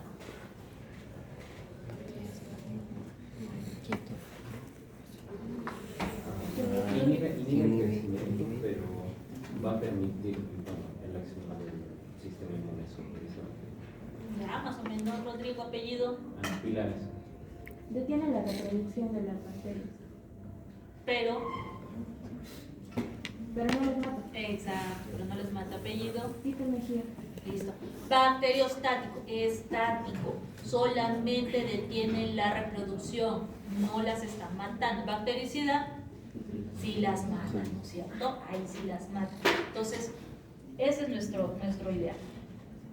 Luego tenemos que tenga actividad a bajas concentraciones, es decir, la capacidad de inhibir la proliferación microbiana con una CIM reducida, ¿no? Una concentración inhibitoria mínima. Yo no quiero dar a mi paciente altas dosis para matar una bacteria. Mientras más chiquita sea la dosis, mejor, ¿no? Y finalmente, toxicidad selectiva mínima. ¿Eso qué quiere decir? Que máximo daño hacia el microorganismo, pero menor alteración sobre los tejidos o las células del paciente, ¿no? Por eso es que cuando ustedes ven, y a veces los pacientes tienen la muy mala costumbre de leer el inserto de los fármacos, ¿no? Donde vienen efectos secundarios, ¿no? Entonces, siempre va a haber un efecto secundario, pero nosotros buscamos que ese efecto sea el mínimo, ¿listo? Yo quiero matar a la bacteria, no quiero matar a mi paciente, ¿no? Y ojo, el hecho que a veces en el inserto vienen náuseas, vómitos, que te eleva, te produce arritmias, que te va a producir la muerte, y el paciente lee eso, se muere, ¿no? Y dice, no, mejor no lo tomo porque me está diciendo que me voy a morir, pero eso ocurre pues en el 0.1% de los casos, pero siempre tenemos que indicarlo, ¿listo? Pero buscamos que no haya ese efecto, eso es lo ideal, ¿no? Ese sería, el fármaco ideal sería que no me produzca nada de efectos, que utilice una mínima dosis y que solamente me mate el bichito malo. Pero hasta ahorita no logramos eso al 100%. Nos acercamos mucho, pero nunca al 100%. Ahora, según la clasificación, la clasificación según su origen, pueden ser naturales, semisintéticos y sintéticos. Los que son de origen natural son aquellos que son obtenidos directamente del metabolismo secundario del microorganismo vivo, es decir, que sean producidos por bacterias, ¿no? Por ejemplo, Bacillus, que es una... ¿Cuál es la característica de Bacillus? Que no tienen otras bacterias. No Bacilo, Bacillus. ¿Cuál es su característica? Se les entra por uno y se les sale por el otro. Fabián. No sé, pero eran resistentes al calor. ¿Por qué? Porque creo que como que tenían mucha proteína. Como que... Nada, señor, no me metas por ahí. Pero estás medio caliente por ahí. En dos Por las pollas. Por las endosporas. Apellido. ¿Apellido? ¿Ah, no quieres? Sí. Porque acuérdense, ¿quiénes son las dos familias que producen esporas? Bacillus y Clostridium, ¿no es cierto? Ya está. Ese Bacillus también nosotros lo utilizamos para producir la polimixina, que es también un antimicrobiano. Streptomyces, que me produce, de ahí le sacamos cloranfenicol, las pseudomonas, producen los monobacterias. Los hongos, el penicilio, la penicilina, cefalosporos, las cefalosporinas, las micromonosporas, la gentamicina, ¿no? Entonces, los utilizan. En el caso de los semisintéticos, son aquellos fármacos cuyo núcleo se obtiene a partir de cultivos biológicos, pero que estos luego son modificados químicamente en el laboratorio para optimizar la potencia, el espectro o reducir la resistencia. Entonces, ahí por ejemplo tenemos, los más representativos son la ampicilina, la amoxicilina, la oxacilina, la fluoxacilina y otros derivados. Todos estos por ejemplo son derivados químicos del núcleo de la penicilina. Es decir, yo cogí la penicilina, le di su modificación y me salieron estos fármacos. Y en el caso de los sintéticos son aquellos que han sido diseñados y sintetizados al 100% mediante procesos químicos de laboratorio, ¿no? Son quimioterápicos, ¿listo? Estrictos, sin intervención biológica inicial. Aquí, ¿quiénes tenemos? Las sulfonamidas, las quinolonas, después el cotrimoxazol, el inesolin, entre otros. Entonces, esto es muy importante porque vamos a ver más adelante la correlación entre el mecanismo de acción y la resistencia de cada familia que va a desarrollar. Entonces, empecemos hablando de los mecanismos de acción. Mecanismo de acción significa cuáles son los blancos moleculares sobre la célula bacteriana, ¿no? ¿Qué es lo que busca actuar? Fármacos como por ejemplo las penicilinas que forman parte de la familia de los beta-lactámicos, las cefalosporinas, la vancomicina, vacitracina, graciclocerina, los monobactanes, ¿qué es lo que van a hacer? Inhibir la síntesis de la pared celular. ¿Qué van a lograr con ello? Que se pierda la integridad de la célula y por lo tanto se vaya a dar la lisis osmótica, ¿no? Luego vamos a tener el efecto sobre la membrana citoplásmica. Aquí el fármaco más representativo es la polimixina, cuyo efecto clínico va a ser la alteración de la permeabilidad celular. Por lo tanto, si altera la permeabilidad es como que si abriera un hueco por donde van a estar fugando todos los componentes vitales de la bacteria, ¿no? Luego tenemos metabolismo del ácido fólico. ¿A quiénes no debo de dar estos fármacos? A las embarazadas. Se nota que han hecho embriología, que es lo único que no. Entonces, en este caso, vamos a encontrar la vía del PABA que va a ser inhibida para la formación del DHF y finalmente el THF, ¿no? Que bloquean todo el metabolismo del ácido fólico. Acá tenemos las sulfonamidas y el trimetropin, por eso el trimetropin sulfametoxazol, que es un fármaco que se llama cotrimoxazol, no le doy a las embarazadas porque va a haber una inacción molecular bloqueando las vías para sintetizar las purinas y por lo tanto alteración del DNA. Mecanismos sobre la parte del citoplasma. Entonces, ahora el blanco molecular o el blanco de estos antimicrobianos se encuentra más bien en el citoplasma. Lo que hemos visto antes es sobre la membrana, ahora estamos viendo mecanismos sobre el citoplasma bacteriano. Entonces, específicamente sobre quiénes, sobre ácidos nucleicos, ¿no? Y la maquinaria de síntesis de la síntesis proteica. Entonces, en el caso de los ácidos nucleicos, vamos a encontrar sobre la ADN girasa, que es responsable de la replicación. Por lo tanto, si yo actúo sobre esta, se va a impedir el desenrollamiento del DNA. ¿Quiénes actúan sobre eso? El ácido nalidíxico, la norfloxacina, la normopiosina. En el caso del RNA polimerasa, el RNA polimerasa actúa sobre la transcripción, ¿no? Interviene en la transcripción. Entonces, si mi fármaco inhibe esto o actúa sobre esto, me está deteniendo de inmediato la creación de RNA mitocondrial. Entonces, si no tengo RNA mitocondrial, no hay mensajero, por lo tanto no se sintetizan las proteínas. ¿Quién me hace eso? La rifampicina, ¿no? Que es un fármaco para la tuberculosis. Y luego tenemos sobre los que actúan sobre las proteínas y los ribosomas. Entonces tenemos inhibidores de la subunidad 30S. Están bloqueando la lectura correcta del RNA mensajero. ¿Quiénes? Las tetraciclinas, la streptomicina, la gentamicina, la espectinomicina, la canamicina, los nitroguanos. Ya se están dando cuenta de lo que les espera el próximo año, ¿no? No se preocupen, todo lo van a aprender. Inhibidores de la 50S que intervienen en el ensamblaje. Va a bloquear la formación de enlaces peptídicos. Acá tenemos fármacos como la eritromicina, el cloramfenicol, la clindamicina, la lincomicina. Sobre la síntesis del RNA, acá tenemos que evita la entrega de aminoácidos como la mupirocina, que es excelente para cuando hay lesiones en piel, o la puromicina. Ya. Por si acaso. La clase está a las 9:30, ¿no es cierto? Ya es 9:43. Si alguien tiene alguna clase, puede retirarse. Yo voy a seguir hasta las 10. ¿Hasta qué hora tengo de tutoría? 10:30. Ya, porque tengo que ponerme el día con ustedes. ¿Listo? No se preocupen, no hay problema si tienen otra cosa que hacer.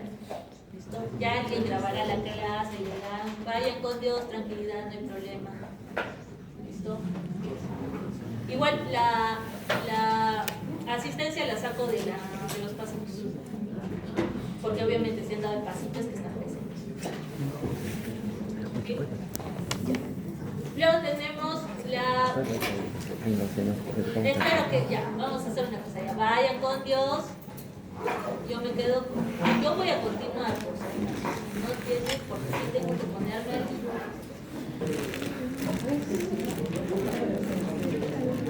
Ya sus compañeros van a ser buena gente y les van a pasar las grabaciones. ¿No es cierto?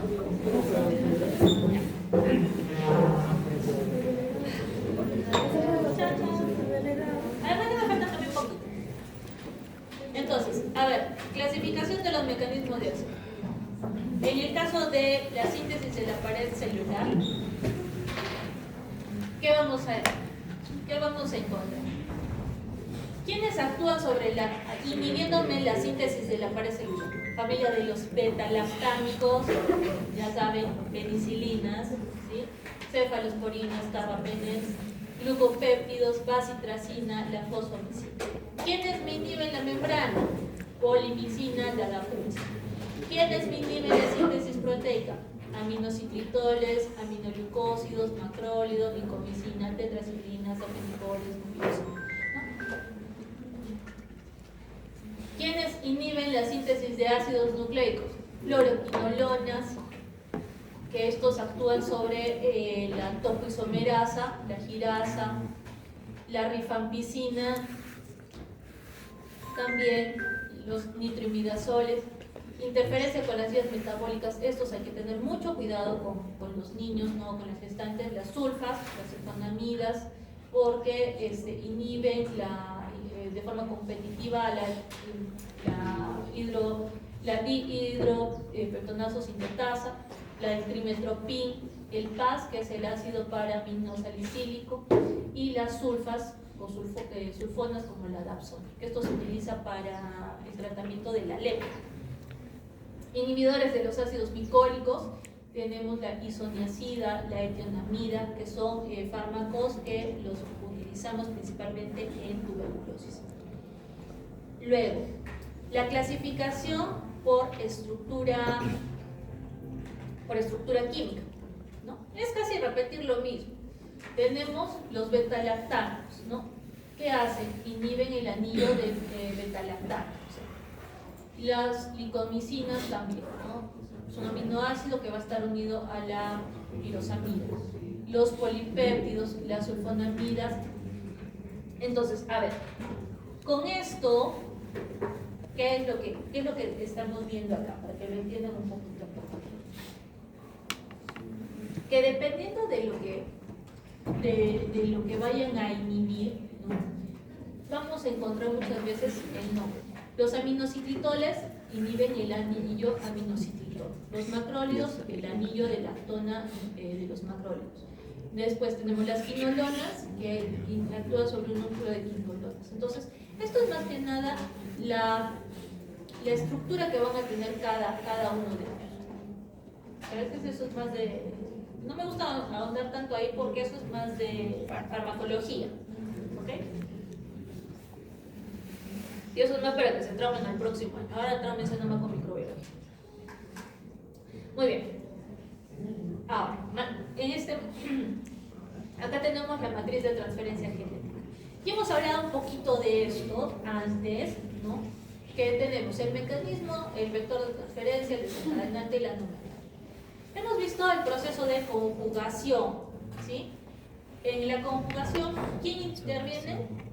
Plásmido, ¿no es cierto? A través de ese pili o pilus, ¿no? Donde tiene que haber un contacto o que establece el contacto directo entre mi célula donadora y mi célula receptora, ¿no? Y entonces acá tenemos como resultado una célula transjugada. La transducción, ahí intervienen, ¿se acuerdan? Los fagos o bacteriófagos, que son estos virus de las bacterias que te picaba, ¿no es cierto? Te metí el material genético para que destruya tu material genético, cogía el material genético de la bacteria, destruía la bacteria, salía, iba a picar a otra, ¿no? Un poco complicada la chica. ¿Qué me causaba lisis bacterial e infección?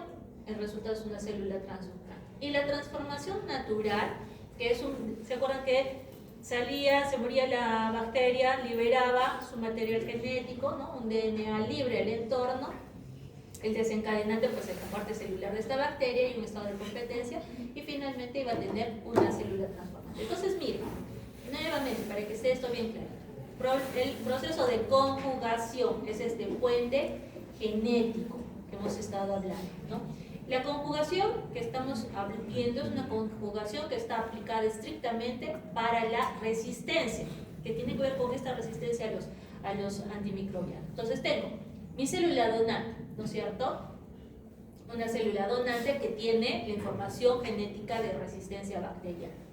Entonces, esta va a tener esta estructura que se llama, ¿cómo se llamaba esta estructura redondita? ¿Nucleoide? ¿Qué? Plásmido. Muy bien, apellido. ¿Porque esto qué es? El material genético, ¿no? Que está enrollado. El plásmido es este redondito. Entonces, en ese plásmido que están viendo es donde está la información de resistencia a los antimicrobianos. ¿Ok? Entonces, ¿qué va a pasar? Vamos a encontrar que este plásmido se va a transferir a través de un puente, ¿sí? Que es el pili, o pilus, como quieran llamar. Y entonces, acá tengo la célula receptora, ¿listo? Entonces, este plásmido de resistencia se transfiere hacia el receptor y entonces va a convertirse esta célula en una célula transjugante resistente. ¿Listo? Entonces, es un mecanismo de transferencia directa mediante contacto directo célula a través de un pili, donde se está transfiriendo el plásmido o también llamados transposones. ¿Listo? Que a veces lo van a encontrar cuando lean algunos papers, a veces los encuentran como ARG. ARG significa que es un plan. El proceso de transducción, a veces lo llamamos el caballo de Troya. ¿Han visto la película? ¿Sí? Lo que pasa después del caballo de Troya. Claro, ahí sí, ¿no? Ya. Entonces, la transducción es como ese caballo de Troya, ¿no? ¿Qué tenía dentro del caballo de Troya? Soldados. ¿De dónde? Ah, ¿no vieron esa parte de la película? Tienen que ver la primera. De Esparta. Igualito, los espartanos van a hacer sus libros, ¿ya? Entonces, ¿qué es lo que va a pasar? Aquí hemos dicho que utilizamos los bacteriófagos.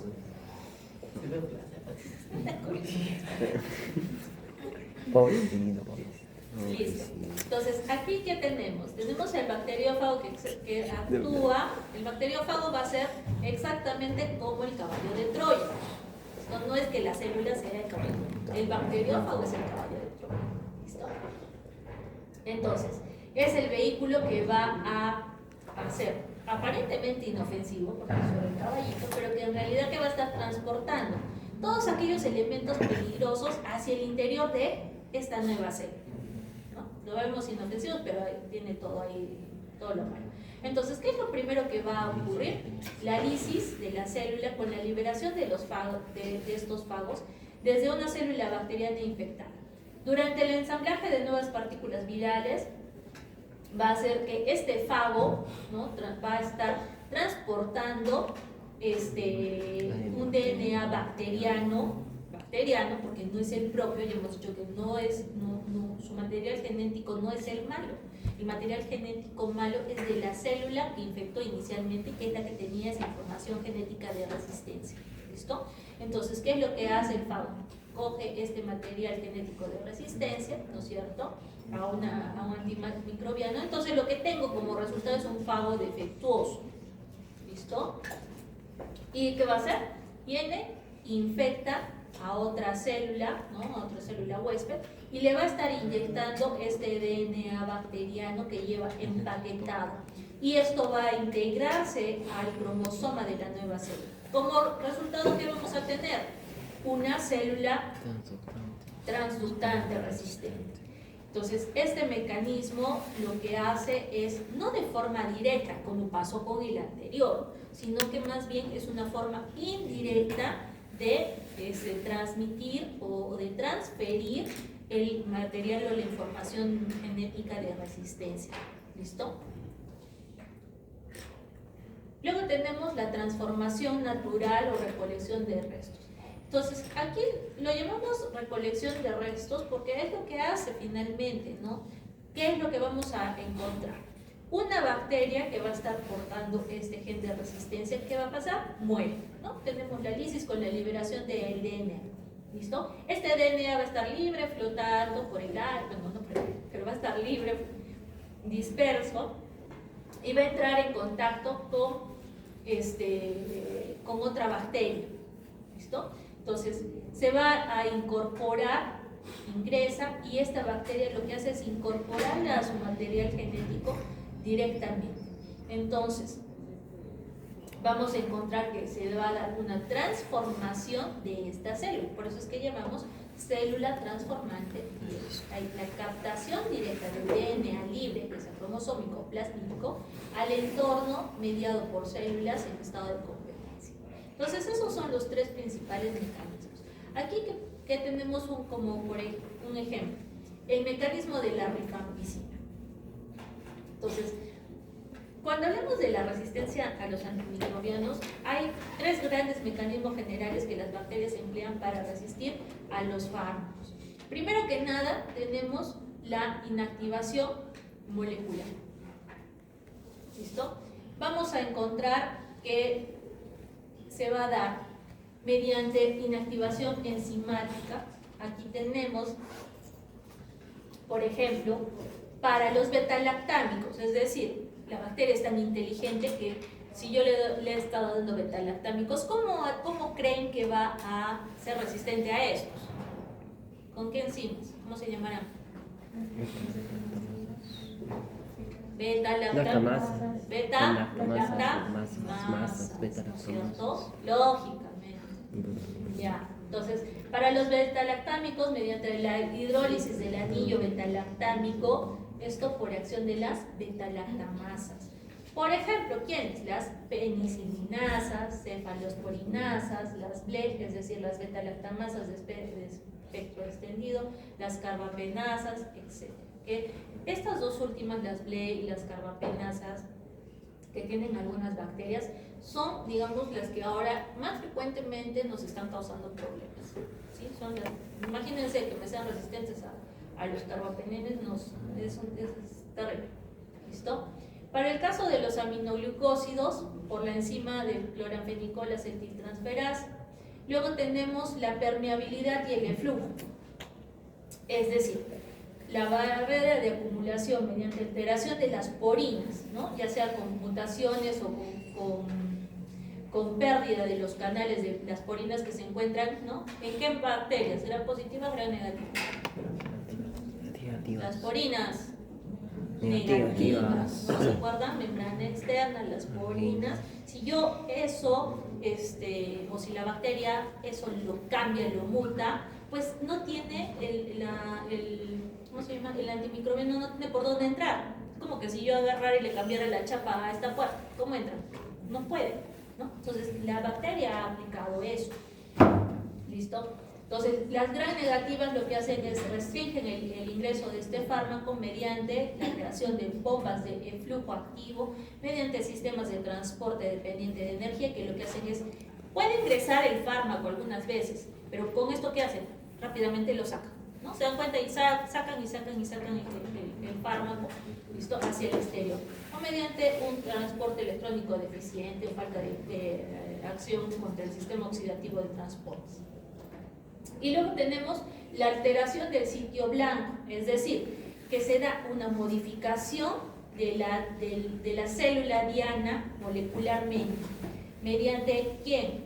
Por ejemplo, si tengo alteradas las PBPs, que son las proteínas fijadoras de penicilina. Si esto yo lo altero, pues la penicilina no la reconoce y no tiene dónde unirse. No es como que si las enmascarara, estoy cambiando su forma. Entonces, y esto se va a dar por mutaciones. Luego tenemos las modificaciones ribosomales, ¿no? Donde hay, en este caso es que se hayan dado mutaciones puntuales o a veces una metilación enzimática de lo que son las subunidades 30S o 50S, porque estoy hablando de los ribosomas, ¿no? Muto esa subunidad, entonces también, ¿no? O mediante la hiperproducción de enzimas. Agarro y se crea una sobreexpresión de enzimas dianas o de sustratos competitivos. Eso ocurre, por ejemplo, con lo que es el PAP. Resistencia específica contra la pared celular o la síntesis proteica. Entonces, aquí vemos parte de los tres mecanismos generales aplicados anteriormente y vamos a ver la resistencia, por ejemplo, a los betalactámicos. ¿Por qué se da esta resistencia a los betalactámicos a nivel de la pared? Porque me está alterando, primero, me puede alterar el sitio blanco, ¿no? Se modifica, ¿quiénes? Lo que hemos hablado ahorita, las PBPs. Modifico la PBP, no puede unirse. Porque me puede alterar la permeabilidad de la barrera, lo que hemos visto. Altero las porinas de la membrana externa. O también se puede dar por inactivación enzimática. Estoy causando la hidrólisis del anillo betalactámico por las betalactamasas. La resistencia a los glucopéptidos puede darse por modificación del sustrato, es decir, sustituimos el terminal de alanina por dealanina de lactámico, ¿no? O podemos ver un aumento de las carboxipeptidasas, que son estas enzimas que van a actuar contra este fármaco. O vamos a ver que hay fármacos ya afectados como la vancomicina o la teicoplatina. Resistencia a los aminoglucósidos en el caso de la síntesis proteica. Son aquellos que van a actuar sobre la subunidad 30S. Igual, inactivación enzimática por captación reducida, es decir, que la membrana se hace impermeable, ¿no? O hay un transporte activo deficiente. modificaciones ribosomales, que es decir, voy a causar una mutación sobre el ribosoma 30S. Los macrólidos y las glincosamidas, síntesis proteica, pero que actúan sobre la subunidad 80S, que vamos a tener metilación ribosomal, bombas de flujo activo, es decir, creo bombas para que puedan sacar al fármaco, inactivación enzimática, es decir, voy a destruir el anillo lactámico por enzimas. La inhibición de vías metabólicas, aquí es el sistema de Polato, ¿no? La resistencia a las sulfas, a las sulfonamidas, la resistencia al trimmetopin. Este es algo también importante porque en el caso de los tuberculostáticos nos ha causado, es un problema de salud nacional, de salud pública. Ustedes han visto y de repente habrán escuchado, sabemos que la tuberculosis es un problema bastante real, ¿no? Y bastante fuerte. Y que actualmente no tenemos solamente una tuberculosis simple, sino que tenemos tuberculosis multidrogo resistente, inclusive multidrogo extremadamente resistente, ¿no? Y que generalmente se mueren siempre un residente, un interno, un par de internos por tuberculosis. ¿Listo? Al año. Sí, normal. ¿Por qué? Porque estamos frente a una bacteria que constantemente está mutando y nosotros pues estamos en contacto directo con pacientes con este tipo de bacterias. ¿Listo? Entonces, ¿por qué razón esta bacteria nos causa tanto problema? En el caso de los tuberculostáticos, vamos a ver que van a haber resistencias, ya sea en el caso de lo que sería la isoniazida. Ojo, para la tuberculosis necesitamos un tratamiento bastante complejo, porque no es un solo fármaco, son varios fármacos que damos en distintos esquemas dependiendo de la complejidad de la patología. Estos son los más comunes: isoniazida, rifampicina, piracinamida, etambutol y la estreptomicina, son los que más utilizamos. Entonces, ¿por qué razón se hace resistencia a la isoniazida? Porque hay una pérdida de la enzima catalasa peroxidasa que es necesaria para la activación, o porque a veces hay una mutación. En el caso de la rifampicina, va a haber mutaciones locales sobre un gen. La piracinamida también me va a hacer resistencia. ¿Por qué? Porque hay mutaciones puntuales sobre el gen. El etambutol y la streptomicina también. ¿Listo? Entonces, ¿cómo es de que nosotros nos vamos a darnos cuenta de la resistencia? Generalmente corremos pruebas genéticas o pruebas moleculares, como es el GenExpert, que es digamos, lo último que tenemos, que es para hacer el tamizaje de la tuberculosis multidrogo resistente. ¿Listo? Y que está incluido dentro de nuestro programa de diagnóstico y tratamiento. Ustedes saben que para la tuberculosis el tratamiento es gratuito y disponible en todos los establecimientos de salud, igualmente el diagnóstico. Es muy fácil. Ya después, cuando veamos Mycobacterium, se van a dar cuenta que para decir que eres tuberculoso no es solamente la sintomatología. ¿Qué tiene un tuberculoso? ¿Cuál es el síntoma más característico? Tos con sangre. Ustedes no han visto muchas novelas, ¿no? ¿Cuál es cuando ya bota sangre ya? Salmón. Es lo mismo, es puto con sangre, ya. Pero antes de eso, ¿qué cosa tiene que tener? A veces yo miro esputos verdosos, ahí tienen tuberculosis. Ojo. Ustedes que van a... Bueno, no han hecho todavía esa patología. Cuando tengo un paciente con tos productiva por más de 15 días, ¿listo? ¿Eso cómo se llama? Persistente. Sintomático respiratorio, ¿listo? Paciente con tos productiva por más de 15 días, eso se llama sintomático respiratorio. Y eso ya me está orientando a que puede tener tuberculosis. ¿Qué más tiene un paciente con tuberculosis aparte de la tos? Fiebre. ¿Fiebre? Tiene fiebre. Cansancio. Sudoración nocturna. ¿Qué más? Cansancio. Cansancio. ¿Qué más? Pérdida de peso. Pérdida de Peso. peso. ¿Qué más? Dolor torácico. Ya, puede tener dolor torácico. ¿Qué más? Falta de apetito. Ya, también. No, que a veces hay gorditos que tienen tuberculosis, créeme. ¿Qué más? Calostros. Eso es lo que me dan sus notas. Miren, tienen una carita característica que se llama la fascia de Marie-Gauthier, que es que tienen los ojos hundidos, las pestañas largas y rizadas, como si se hubieran ido a colocar extensiones, ¿listo? Largas y rizadas, y las facciones bien definidas. Esa es la fascia de Marie-Gauthier que lo vemos en los pacientes tuberculosos. ¿Cuándo me voy a tener con expectoración con sangre? Hay alguna etapa bastante avanzada, cuando ya está destruyendo el tejido pulmonar. Pero para llegar a eso, han pasado bastante tiempo. Ya contagió mucha gente. ¿Listo? Ya no viene tanta novela. ¿Ya? La Rosa de Guadalupe no es así en la vida real. ¿Listo? Entonces, cuando nosotros detectamos, tengo que ver la sintomatología. Ok, ese es un punto para hacer diagnóstico.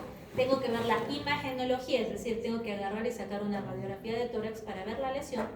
¿Ok? Tengo que hacer el examen de laboratorio. ¿Qué le van a pedir?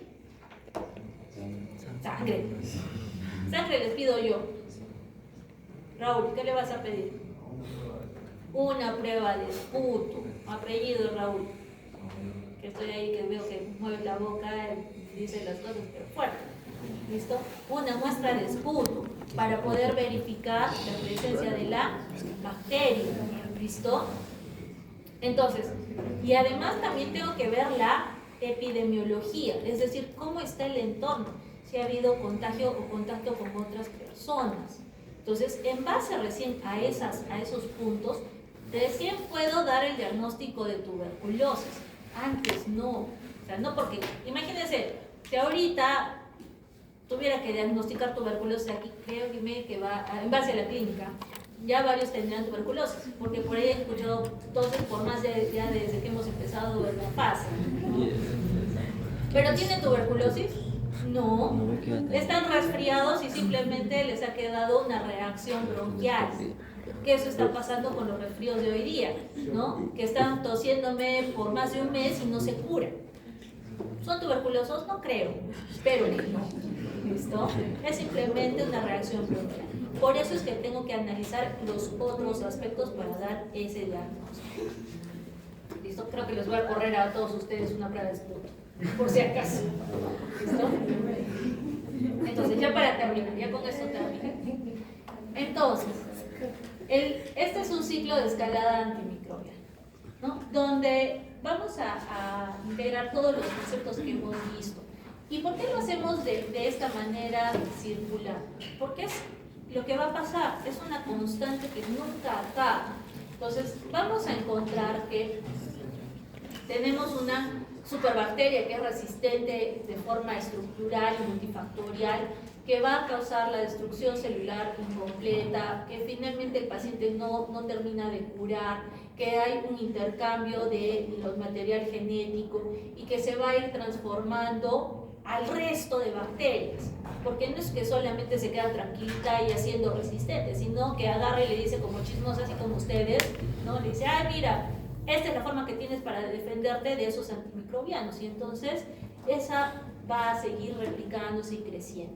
Entonces hay una supervivencia de estas bacterias mutantes resistentes que finalmente van a continuar en este ciclo vicioso gracias a ¿qué? A cualquiera de estos tres procesos de conjugación, transducción o transformación.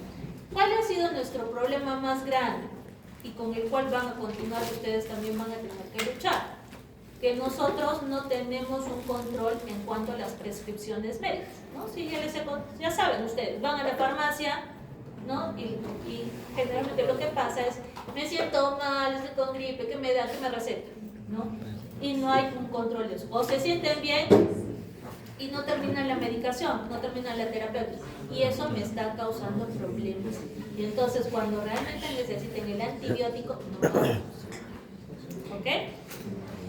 Muy bien, muchachos, hasta acá termino. Pueden ir en paz.